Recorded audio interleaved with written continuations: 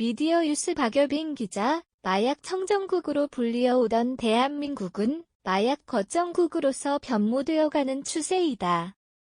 더는 영화나 드라마에서만 보던 판타지적 요소가 아니게 된 것이다.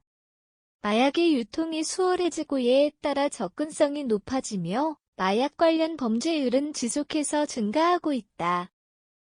최근 불거졌던 유명 연예인의 마약 사태는 마약이라는 주제를 화두에 다시금 올려놓는 계기로 작용하였다.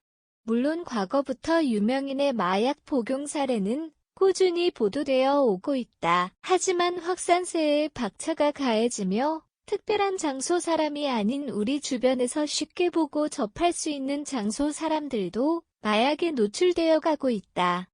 이는 사태의 심각성을 더욱 대두시키는 원인 중 하나로 손꼽힌다.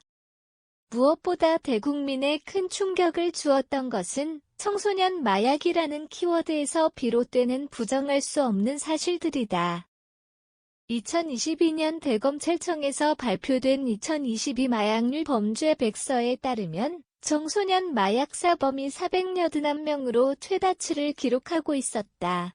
이뿐만 아니라 20에서 30대의 청년층의 비중이 전체 중 57.1%를 차지하며 젊은 세대의 마약 복용 해결책 강구에 대한 필요성이 주목받고 있다.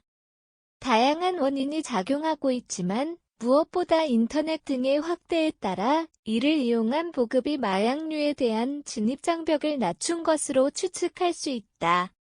자연스레 이는 SNS의 영향력을 여실히 받는 미즈 세대에 대한 10에서 30대 마약 범죄를 증가시키게 되는 것이다.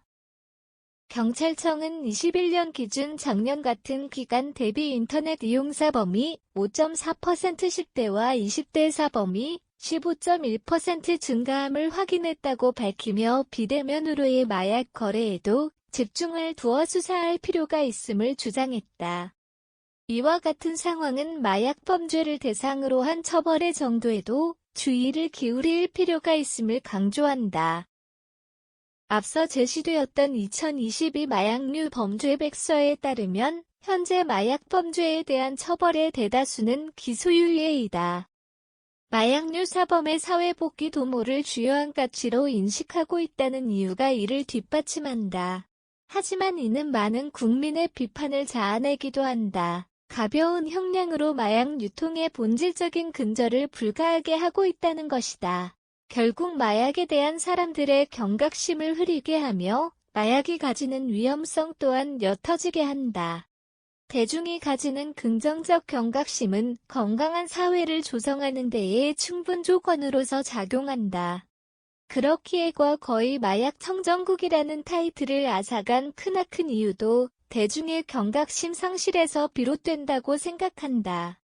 마약의 본질적인 유통을 억제하고 마약으로부터 유발되는 피해를 줄이기 위해서는 현재 마약이 우리의 삶 속에 얼마나 침투되어 있고 이것이 우리에게 얼마나 큰 위협을 가하고 있는지에 대해 먼저 분명히 인지할 필요가 있다. 처벌 강화 마약 범죄 방지를 위한 프로그램 마련 등은 부차적 해결책이기에 선제로 개개인이 사회 속에서 능동적으로 마약에 대한 적대적이고 깨어있는 자세를 취하는 것이 중요하다. 마약 청정국의 타이틀을 되찾는 그날까지 마약과의 싸움은 지속해서 이루어질 것이다.